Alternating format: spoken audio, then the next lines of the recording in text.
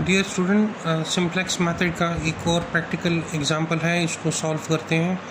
Question है, the Canon Hill furniture company produces tables and chairs. Each table takes 4 hours of labor from carpentry department and 2 hours of labor from finishing department.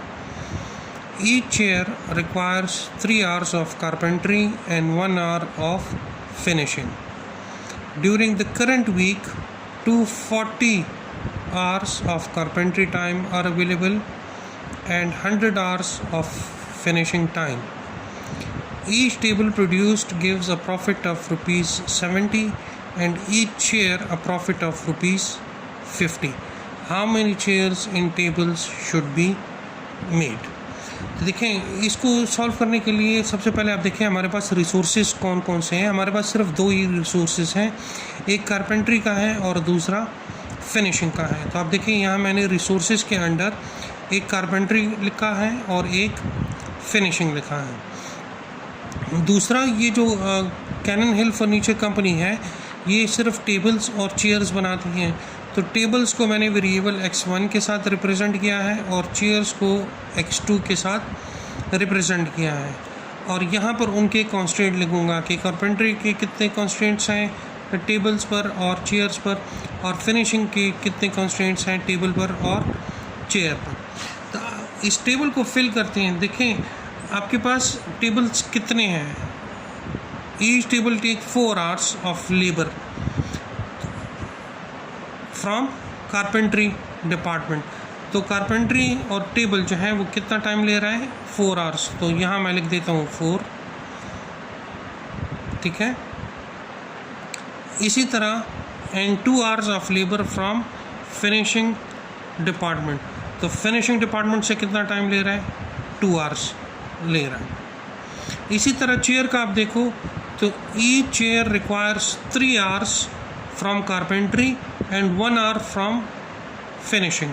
तो carpentry का ये 3 hours ले रहा है और finishing का 1 hour ले रहा है, ठीक है। फिर वो लिखता है during the current week 240 hours of carpentry time are available. तो कारपेंट्री का अवेलेबल टाइम कितना है, 240। तो यहाँ मैं लिख देता हूँ 240 and 100 hours of finishing time. तो फिनिशिंग टाइम का कितना है, 100 hours,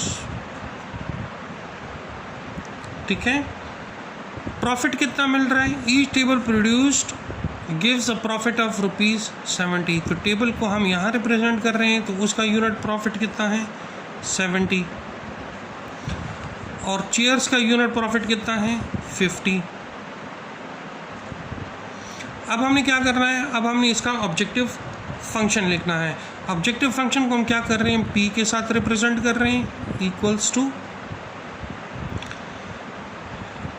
एक यूनिट प्रॉफिट, एक चेयर का कितना यूनिट प्रॉफिट आ रहा है, 70। तो अगर टोटल x1 टेबल्स बनते हों तो फिर प्रॉफिट कितना होगा, x1 इंटू 70, या मैं लिख सकता हूँ 70 x1 प्लस एक चेयर का प्रॉफिट है 50। तो x2 चेयर का प्रॉफिट कितना होगा, 50 x2 प्लस 50 x2, ठीक है। अच्छा, कारपेंट्री के कंस्ट्रेंट्स कितने हैं वो लिखा हुआ है, each table take 4 hours of labour from carpentry department and 2 hours of labour from finishing department. Each chair requires 3 hours of carpentry. तो देखें कारपेंट्री का एक कितना है, टेबल के लिए 4 घंटे हैं और चेयर के लिए 3 घंटे हैं, और टोटल कितना है, 240। तो मेरे पास कारपेंट्री का कंस्ट्रेंट्स क्या बन जाएगा, ये बन जाएगा 4x1 plus 3x2 less than और इक्वल टू 240। अब फिनिशिंग के कंस्ट्रेंट्स कितने हैं, तो आप देखो फिनिशिंग का कंस्ट्रेंट यहाँ पर आपके पास क्या है, 2 hours of labour from finishing department table के लिए और 1 आवर ऑफ फिनिशिंग चेयर के लिए, और टोटल कितना टाइम आपके पास है फिनिशिंग का 100।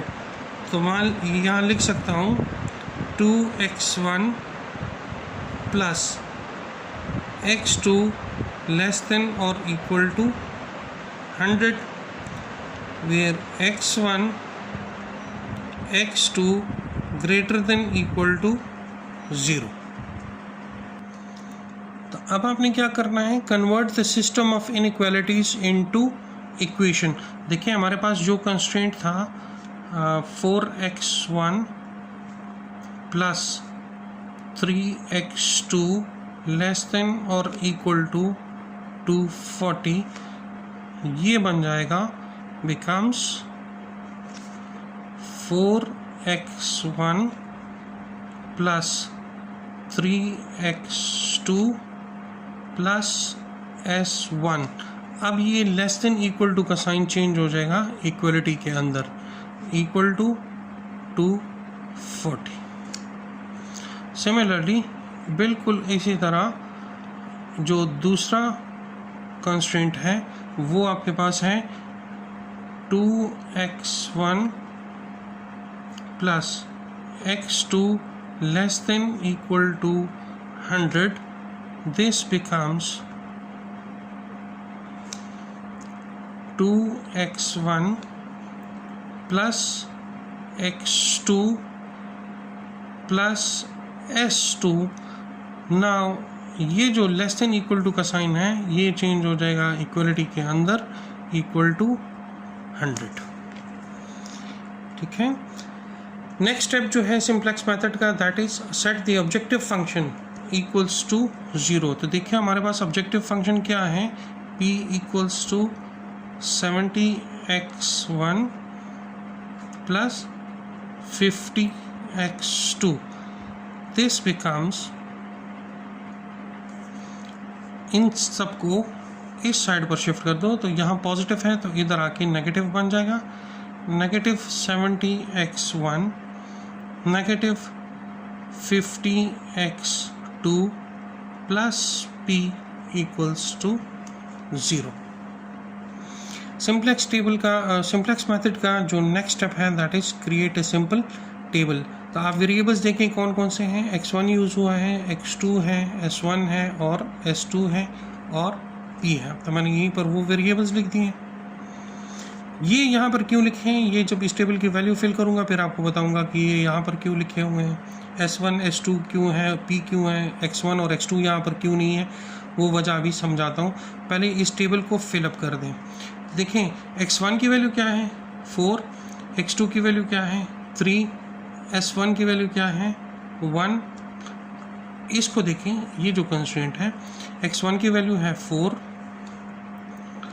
x2 की वैल्यू आपके पास है 3, s1 आपके पास है 1, इधर आपके पास s2 नहीं है तो 0, इसमें आपके पास p भी नहीं है तो वो भी 0, और टोटल क्या है 240। तो इधर आप लिख दोगे 240।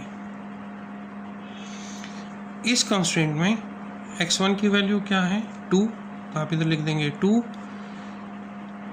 x2 इज 1, यहाँ पर आपके पास s1 नहीं है, s2 की वैल्यू 1 है तो s1 0, s2 की वैल्यू 1, p भी इधर नहीं है और ये 100, तो this equals to 100।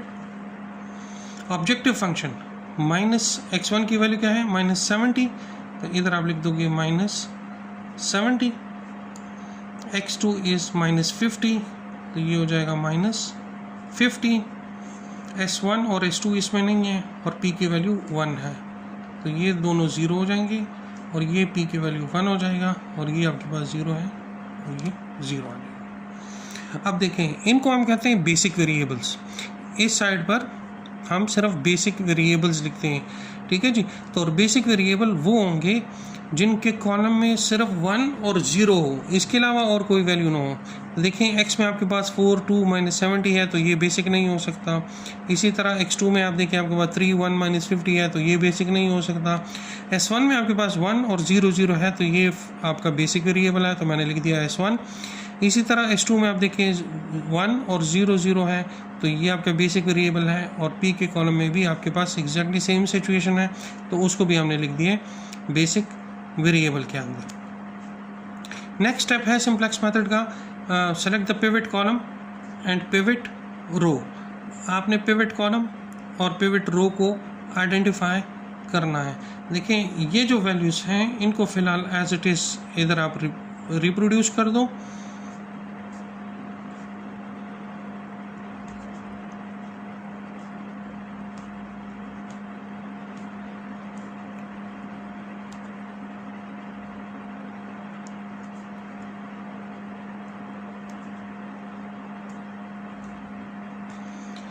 Pivot row या पिवट कॉलम कौन सा कॉलम होगा? वो कॉलम जिसकी इस लास्ट रो में मोस्ट नेगेटिव वैल्यू जिस कॉलम में होगी वो कॉलम आपके पास पिवट कॉलम कहलाएगा। तो देखिए -70 इज मैक्सिमम, तो ये जो कॉलम है x1 वाला, ये कॉलम आपका पिवट कॉलम कहलाएगा।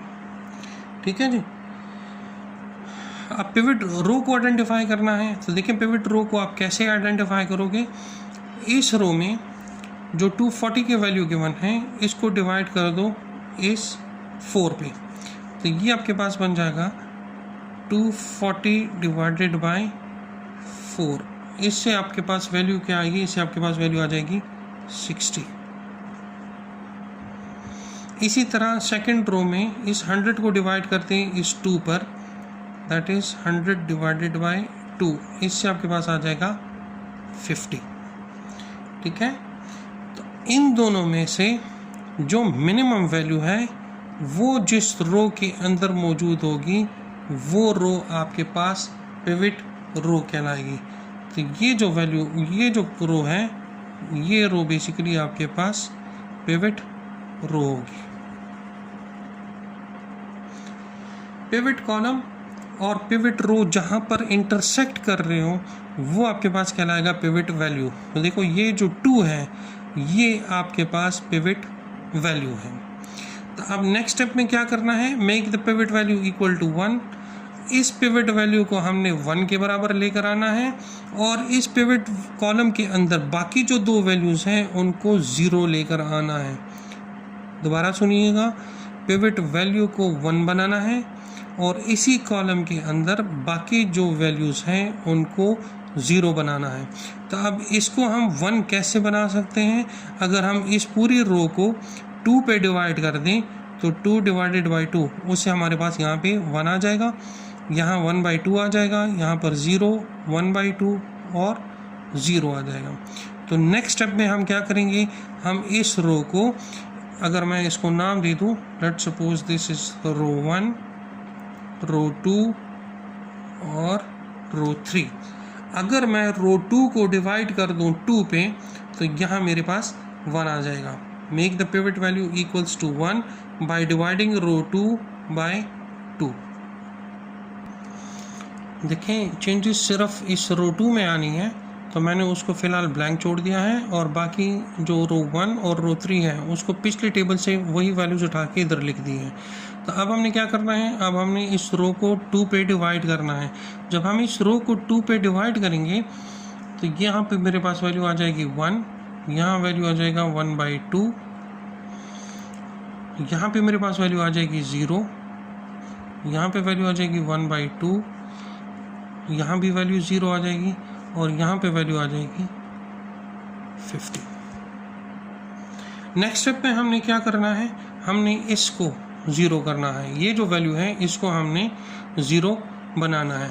सेम वही प्रोसीजर, दिस इज रो 1, रो 2 और रो 3। तो इसको मैं 0 कैसे बना सकता हूँ? देखिए यहाँ पर पिवट वैल्यू 1 है, अगर इस रो के साथ मैं -4 मल्टीप्लाई कर दूं और उसका जो रिज़ल्ट आ जाए उसको इसके साथ ऐड कर दूं तो यहाँ मेरे पास 0 आ जाएगा। तो देखो आपने क्या करना है, आपने मल्टीप्लाई करना है, multiply row 2 with -4 and add the result with row 1। तो चेंजेस सिर्फ रो 1 में होंगी, बाकी रोज में कोई चेंजेस नहीं होंगी। तो मैं बाकी रोज एज इट इज़ लिख देता हूँ, 0, 1/2, 0 और 50। ये है -70, -50, 0, 0, 1 और 0। तो देखें इसके साथ आप -4 मल्टीप्लाई कर दें तो -4 मल्टीप्लाई बाय 1 इज़ -4, -4 + 4 इज़ 0। अगर आप 1/2 के साथ -4 मल्टीप्लाई करते हैं और उसको ऐड करते हैं 3 के साथ तो आपके पास रिजल्ट आ जाएगा 1। -4 मल्टीप्लाई बाय 0 इज़ 0, 0 + 1 इज़ 1। ठीक है, यहाँ वैल्यू आपके पास आ जाएगी -2, ये आपके पास आ जाएगा 0 और ये वैल्यू आपके पास आ जाएगी 40। ठीक है, -4 मल्टीप्लाई बाय 50 तो उससे आ जाएगा 200, -200 + 240 तो आपके पास आ जाएगा 40। अब क्या करना है, अब हमने यहाँ पर 0 लेकर आना है। तो यहाँ 0 कैसे लेकर आएंगे, अगर मैं रो 1 के साथ +70 मल्टीप्लाई कर दूँ तो यहाँ +70 और उसको ऐड कर दूँ इसके साथ तो +70 - 70 0। तो देखिए मैं क्या कर रहा हूँ, मैं मल्टीप्लाई कर रहा हूँ, multiply 70 with row 2 and add the result with row 3। तो देखो चेंजेस सिर्फ रो 3 में होनी है, बाकी इसमें नहीं होनी। तो बाकी रो को मैं एज इट इज़ लिख देता हूँ क्योंकि इनमें कोई चेंजेस नहीं हो रही।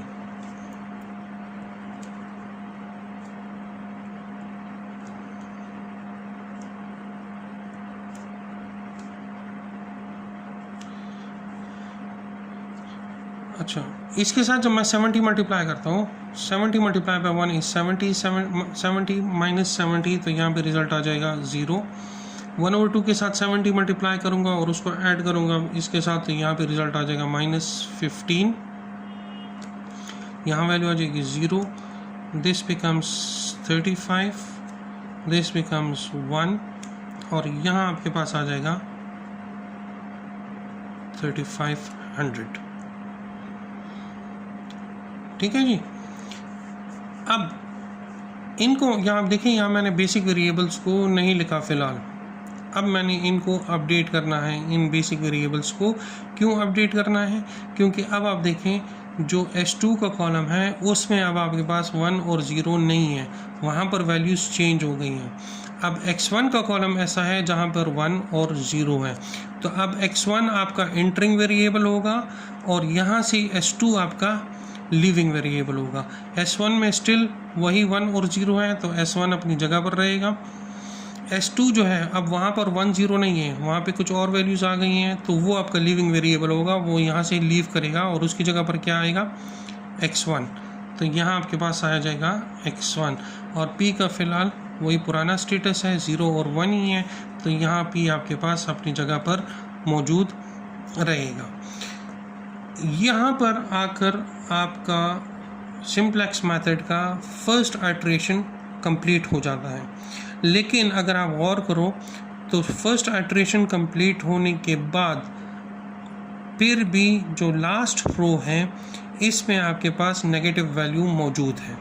जब नेगेटिव वैल्यू इस रो में मौजूद होगी तो आपको सिंप्लेक्स मेथड के सारे स्टेप्स दोबारा से परफॉर्म करने पड़ेंगे। यहाँ पर सिंप्लेक्स मेथड कब स्टॉप होगा, कब रुकेगा, जब यहाँ पर लास्ट रो में कोई भी नेगेटिव वैल्यू ना हो।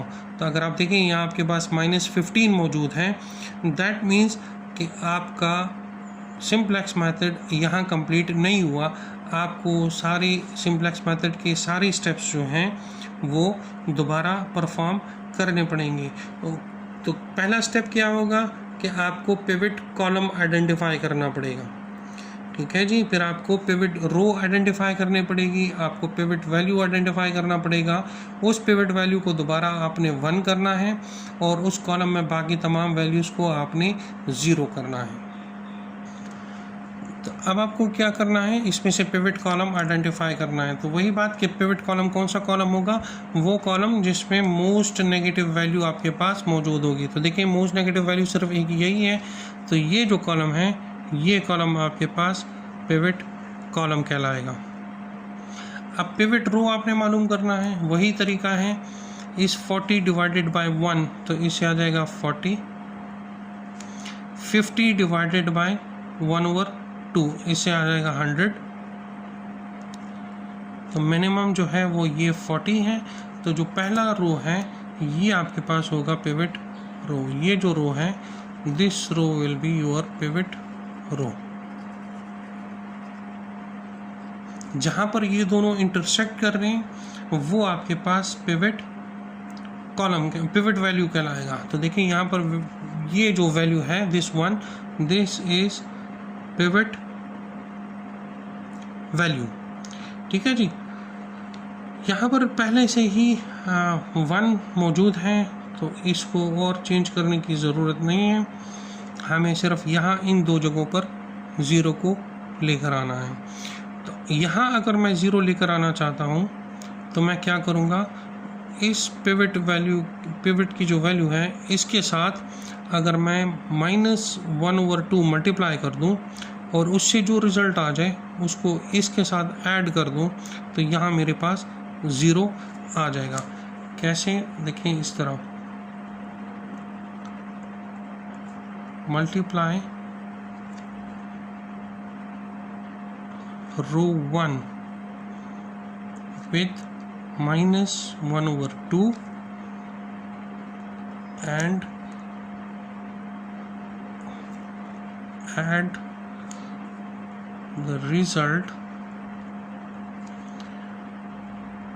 with row 2। तो देखिए चेंजेस किस में आएंगी, चेंजेस सिर्फ रो 2 के अंदर आएंगी। तो बाकी जो वैल्यूज़ हैं, बाकी जो रोज़ हैं, उनको आपने चेंज नहीं करना, वो आपने एज इट इज़ लिख देने हैं। तो चेंजेस इसमें नहीं आएगी, तो इसको मैं एज इट इज़ लिख देता हूँ। और ये जो रो है इसमें भी फ़िलहाल कोई चेंज नहीं आएगा, तो इसको भी मैं एज इट इज़ लिख देता हूँ। चेंजेस सिर्फ सेकंड रो में आएगी। तो आप देखिए अगर आप इस रो के साथ -1/2 मल्टीप्लाई कर दें तो यहाँ पे -1/2 आ जाएगा, -1/2 + 1/2, तो यहाँ आपके पास 0 आ जाएगा। तो यहाँ रिज़ल्ट आपके पास क्या आएगा, आपके पास रिज़ल्ट आ जाएगा 1 0 -1/2 3/2 0 और 30। नेक्स्ट स्टेप में आपने क्या करना है, आपने इधर 0 लेकर आना है, ठीक है। इधर 0 कैसे लेकर आओगे, जो ये पिवट वैल्यू है इसके साथ अगर आप +15 मल्टीप्लाई कर दो और उसको ऐड कर दो इस रो के साथ, तो यहाँ आपके पास 0 आ जाएगा। कैसे, देखो multiply row 1 with 15 and add the result with row 3। तो चेंजेस सिर्फ रो 3 के अंदर आएगी, बाकी कहीं पर कोई चेंज नहीं आएगा।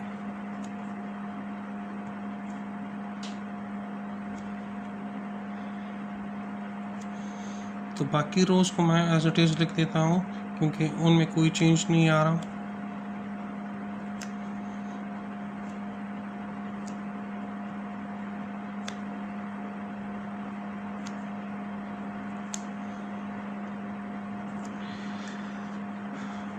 जब आप इसके साथ 15 मल्टीप्लाई करोगे तो वो तो 0 हो जाएगा, 0 + 0 इज़ 0।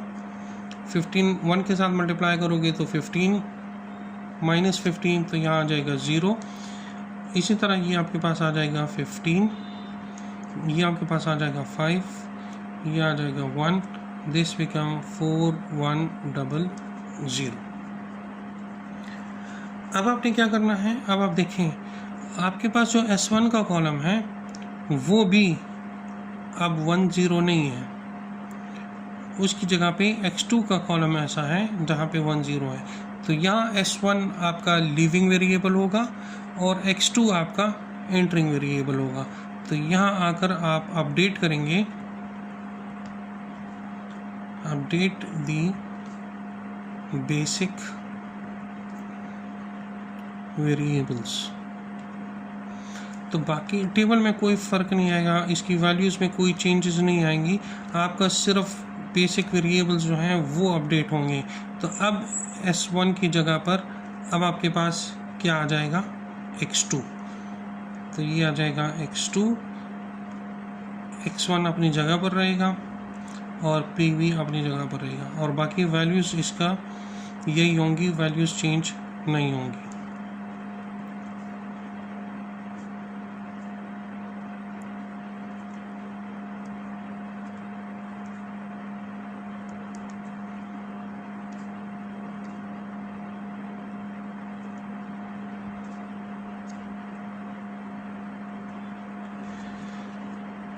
अब यहाँ पर देखें जो लास्ट रो है इसमें अब आपके पास कोई भी नेगेटिव वैल्यू नहीं है। दैट मीन्स आपका सिंप्लेक्स मेथड जो है वो यहाँ पर आकर कंप्लीट हो गया है। तो इसका फाइनल जो आउटपुट आएगा वो क्या आएगा, देखें आप मैक्सिमम, ये कंपनी मैक्सिमम कितना प्रॉफिट अचीव कर सकती है, 4100।